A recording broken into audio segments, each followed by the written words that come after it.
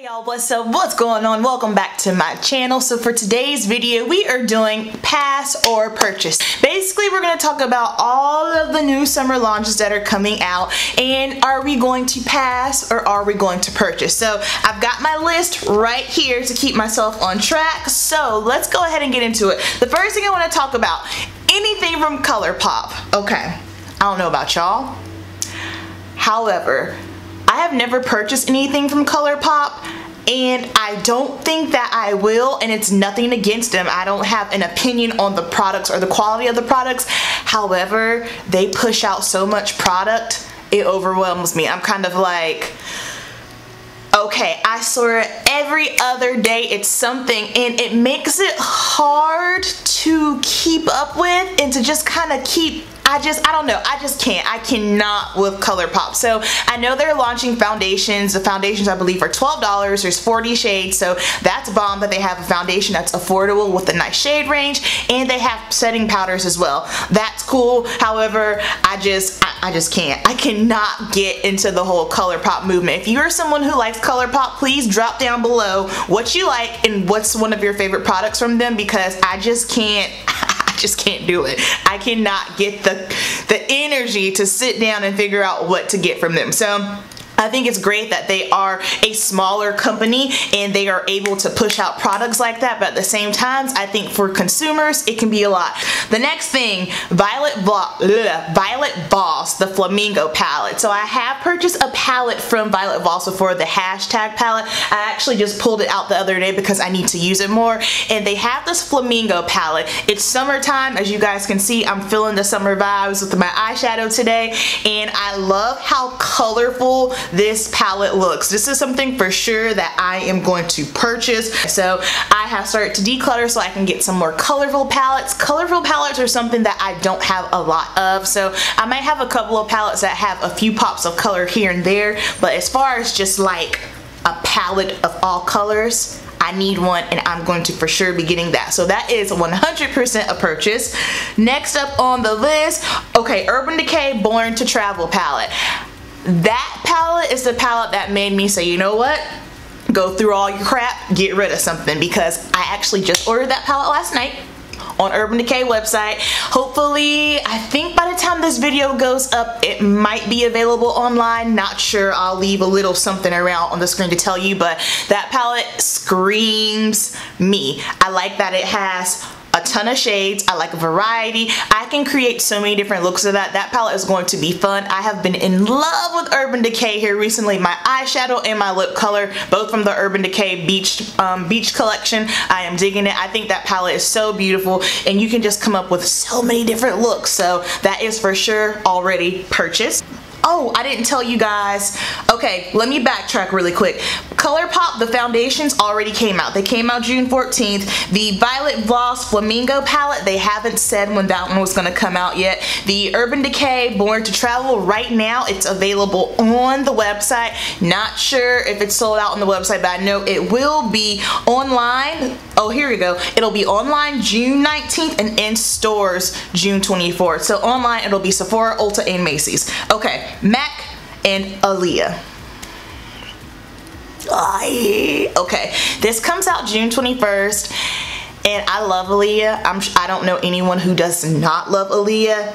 However, I won't be buying anything from that collection. The eyeshadows are meh. The lip colors are meh. The bronzer was, I think the bronzer is what's throwing everybody off. That bronzer will not bronze me. If you are a little bit lighter than me, maybe if you're more of like an NC 45, I don't even know that it would bronze you. Like, I felt like that bronzer was a joke and kind of a slap to every woman of color that loves Aaliyah. It's like, are you serious? Are you serious? They couldn't have come out with a darker bronzer than that. I was like, dang, MAC, like, ugh, that's unfortunate. But no, I'm passing on that whole collection. And another MAC collection that I was looking at is the MAC Patrick Star. I think this is like his third go around. Patrick Star is killing it with MAC, and I love that. His collection is already out. The eyeshadow palette, it's only 4 eyeshadows. Those do look pretty, and I believe believe he has some complexion products and lip colors as well. I think the eyeshadow palette is beautiful. However, that collection is going to be a pass for me as well. I know when Patrick started his first collaboration with MAC, I got the MAC Patrick powder. I think that is bomb. That is a powder they should make permanent because it's really, really nice. But I'm going to pass on everything as far as MAC with those two collections. Next up, ooh, this comes out today. Wait, what's today? No, today's the 14th. Okay, so Dior Backstage Foundation comes out on June 15th, and this is something that I do want to purchase. I want to test it out because I'm very much into the your skin but better, makeup no makeup, less is more type look, and just the way that this foundation has kind of been described to me when I look at it online on Sephora, it says that, well, I'm kind of confused because I feel like online it said that it was matte on the Sephora website, and then when I checked somewhere else it said dewy, so hopefully I can kind of figure that out for sure, but I want to give it a try. It's only 40 bucks. This is the foundation that they're using for their like backstage fashion shows. I live for it. I love it because I don't know if you guys are familiar with it, but makeup for fashion shows is nothing like the makeup you see as far as for film, print, bridal, Instagram makeup. It is nothing like that. I've done New York Fashion Week twice, and my second go round I did makeup for it and I absolutely loved it. It's a totally different thing. Like, you don't cake on a lot of foundation. You don't do that. You want the skin to look like skin. For instance, I was working with Christian Brenner and his whole fashion show is just rock star status. So he does these really cool jackets.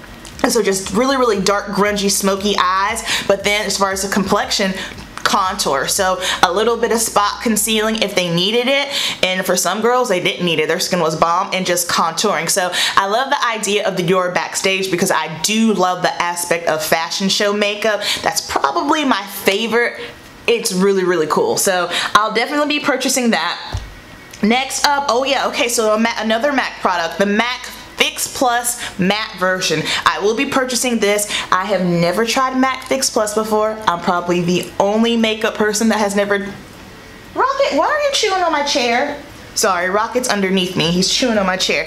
I'm probably the only person that has never tested out MAC Fix Plus, but for me, the reason why was just simply because it seemed to kind of give you a little bit of a dew, a little bit of a glow, and that's not what I'm into. If I need to kind of take away the powder look, I'll just use my Mario Badescu because it'll just kind of refresh without making me look dewy. However, this MAC Fix Plus, this is a matte version, and I can't wait to try that. That is currently out right now. And then MAC also has a Studio Fix 24-hour concealer.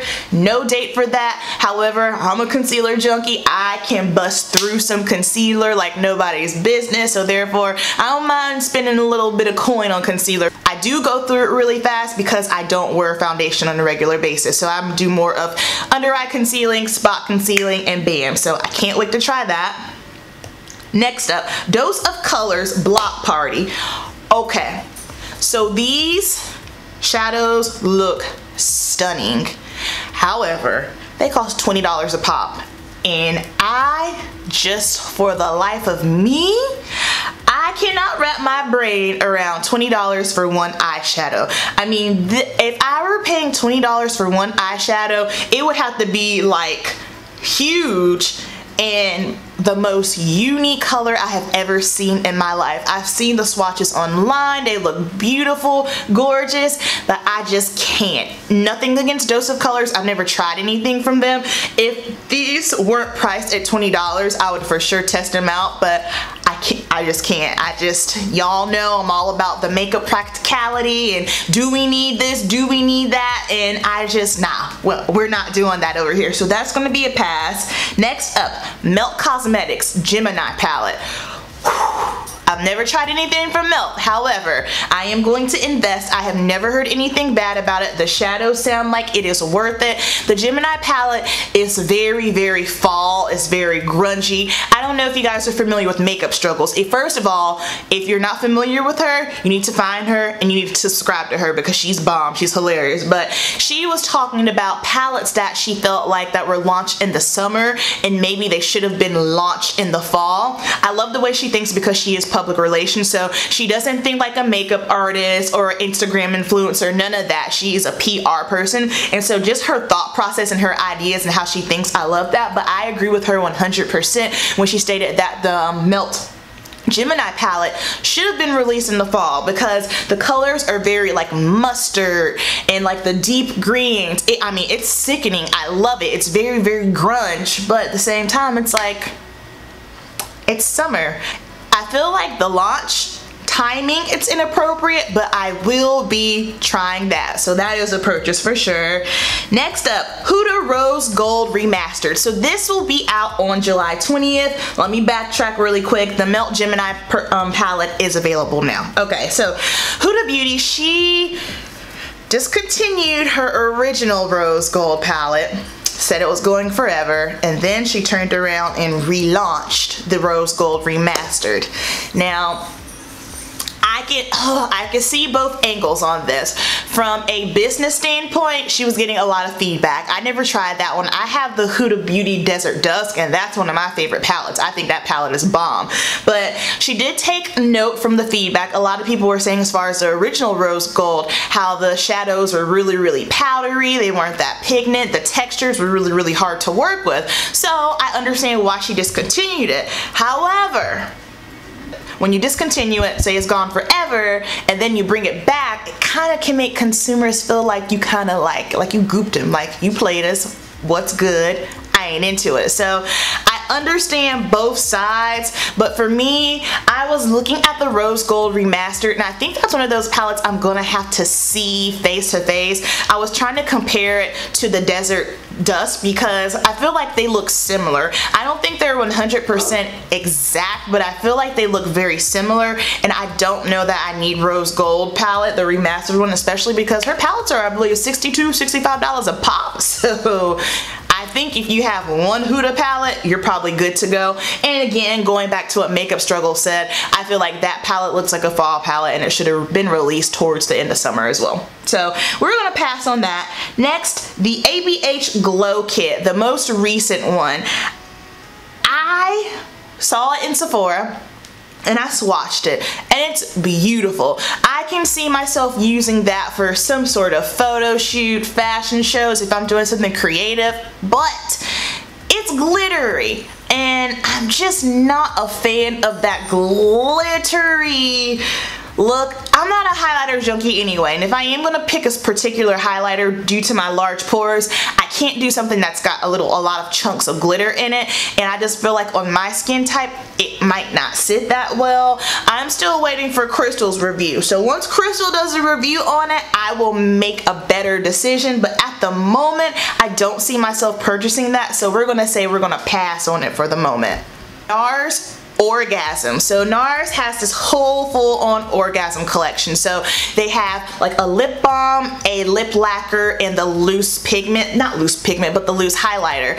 I'll tell you guys, I did purchase the lip gloss, and I returned that bad boy. It was so shimmery, sparkly on my lips, and I did not like that. I'm not into glitter lips, I'm not into metallic lips, and I think the reason being is because my lips are already pretty sufficient on their own. So when I put on anything that's like metallic or glitter lips, it just, you know, it intensifies them pretty good. Like, I'm happy with my lips. I don't have a problem with them. They are on the fuller side. Ain't nothing wrong with that. However, I just feel like I'm just not into it. I do not like all that sparkle and dazzle on my lips. So that's going to be a pass. The lip balm's going to be a pass. I would have to see the highlighter, the loose highlighter. However, that's the main reason why I never bought the Jackie Aina in Mac Daddy's brand. I totally drew a blank. His brand. I didn't buy hers just simply because I am not a fan of loose highlighters like that. It's kind of like, I want to support, because I love them both, but at the same time, I don't like that. So I'm gonna pass on that whole NARS Orgasm. I feel like NARS should probably be, I mean, they ain't asked me, they don't even know who I am, they don't care who I am, but I feel like as far as the whole orgasm thing, I think it might be time to let that go. I know that their blush is one of the like a cult favorite, but it's kind of like, all right, like we might need to move on to something new. Kind of like Urban Decay with the Naked palettes. We might need to put that to rest and move on to something new, but hey, that's just my busted opinion. No one asked me.